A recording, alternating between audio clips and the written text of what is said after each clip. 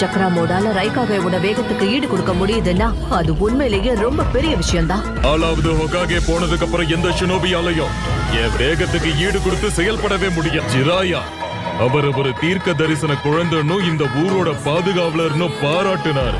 அவரை விட அற்புதமான ஷினோபியை நான் இதுவரைக்கும் பார்த்ததே கிடையாது. எங்க அப்பாவை உங்களுக்கு தெரியுமா?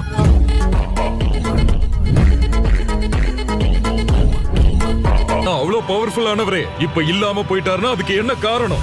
டெய்ல்டு பீஸ்ட் அவர் குறைவா எடை போட்டதுனாலதான். எங்க அப்பாவை பத்தி நீங்க இன்னும் ஒரு வார்த்தை கூட பேசக்கூடாது. என்னுடைய அப்பா 4வது ஹோகாகே எந்த விதத்திலையும் தோல்வி அடையல. நீ இங்க இருந்து போகணும்னா அவனை கொல்றதுக்கு கூட தயங்க மாட்டேன்.